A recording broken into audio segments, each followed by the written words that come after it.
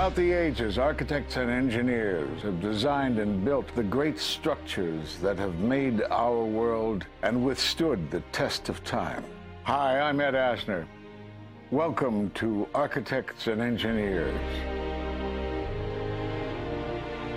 Let's look now at modern steel frame buildings.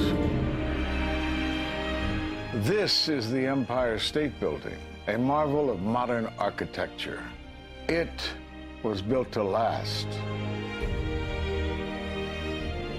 Architects and engineers of today use computers to design and engineer buildings that will endure the forces of nature, such as earthquakes, fires, and hurricanes.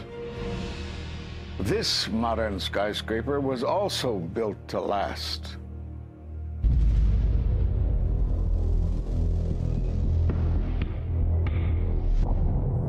We've seen buildings completely destroyed like this before, but only when done intentionally.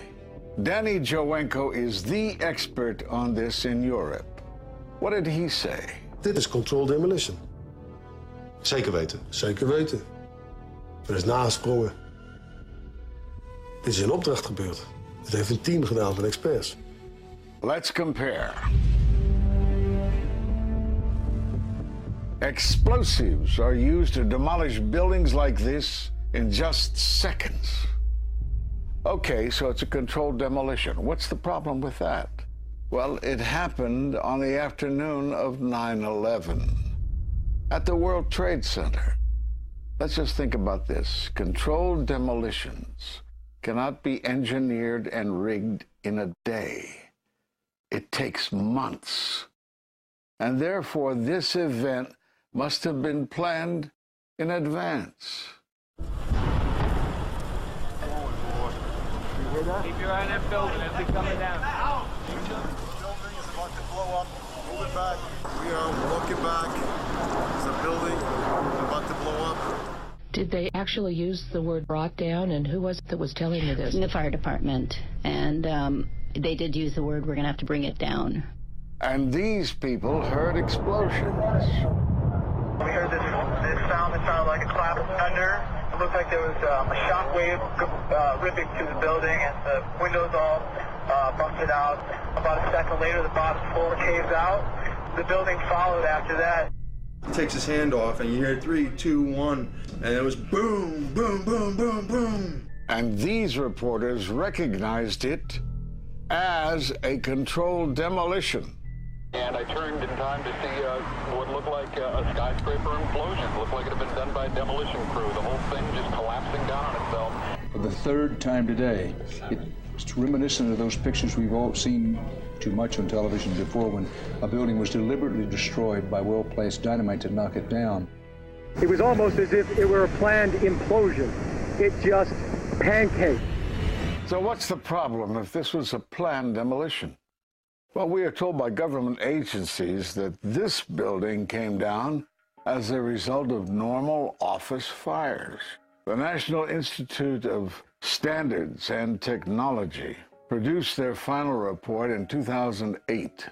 World Trade Center 7 collapsed because of fires fueled by office furnishings. It did not collapse from explosives or from fuel oil fires. But what do you think brought down the building? And what caught my eye is more than 1,300 architects and engineers examined the evidence about Building 7's collapse and disagree with the official report issued by the National Institute of Standards and Technology.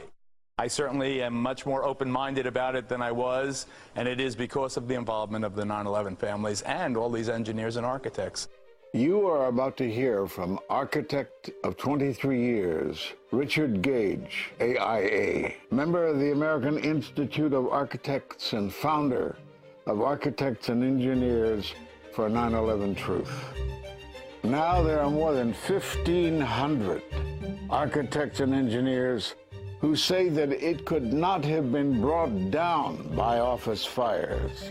They are backed by 9/11 family members who are calling for an independent, unbiased investigation. I'm Richard Gage. Fires have never before caused the collapse of any skyscraper. even though there are numerous examples of much hotter, larger, and longer-lasting fires in these buildings. And in the case of Building 7, the fire that NIST said started the collapse had actually burned out over an hour before. It could not have caused the collapse, as NIST claims. Yet this 47-story, modern steel-framed skyscraper, which was not hit by an airplane, collapses mostly into its own footprint like a house of cards, as fast as a bowling ball falling off the side of the building, in just under 7 seconds. Listen to the experts. Building number 7 descended in free fall for the first 100 feet, which means that there was absolutely no resistance to the descent whatsoever. NIST has admitted it went into free fall for 8 stories. And going from motionless to free fall instantly, that's a bothersome part of the puzzle because NIST never explained it. We've got a building that came down in its own footprint, so all of the columns really needed to be severed at the same time in order for that structure to fall the way that we saw. The symmetry is the smoking gun. The whole building completely comes down in one continuous motion. There couldn't have been any structural resistance. According to NIST, the failure occurred at column 79 on level 12. They're talking about a single columnar collapse or failure that resulted in a total collapse of the building. It is possible that you could have a local failure as a result of a connection failing. But the likelihood of that failure dragging the entire building in such a fashion that all the columns would fail at the same time is an impossibility. Impossibility? Yes. What I saw, it was a classic implosion. The center of the core, the penthouse area, starts to move first, and then the building follows along with it. I'd like to know why NIST excluded the document from FEMA in Appendix C that documented the evidence of melting steel. Why is this forensic evidence not being included in the report? In an office fire, you cannot generate enough heat to melt steel.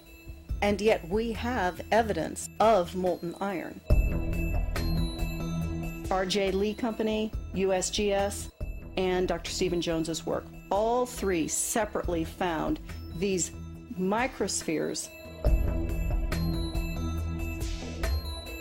In the dust, we found what we characterize as unreacted thermitic material in the shape of some very tiny red-gray chips, which have different properties, and in the reaction they produce molten iron, which is the prime indication of a thermitic reaction. And such a reaction can be used to destroy steel structures.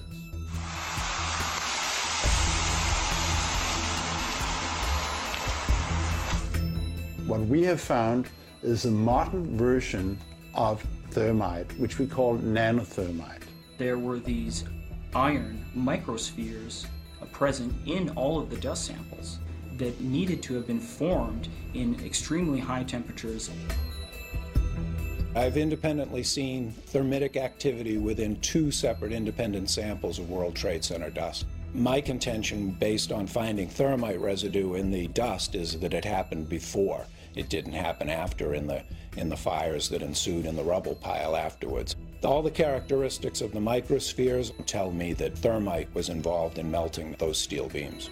So thermite, if it was present at the World Trade Center and created this molten metal that so many witnesses and photographic evidence shows, would also explain the fact that the fires could not be put out at Ground Zero. The only thing that is consistent with all of the evidence that we have that could cause such a thing is the use of thermite to cut through the steel. You'd get down below and you'd see molten steel running down the channel rails. Like you're in a foundry. Yeah. Like lava. Like it was lava from a volcano. Well, the manual gets into thermite, and if it says if you have melted steel or concrete, which we had on 9/11. We should test for it. This fused element of steel, molten steel and concrete and all of these things all fused by the heat into one single element.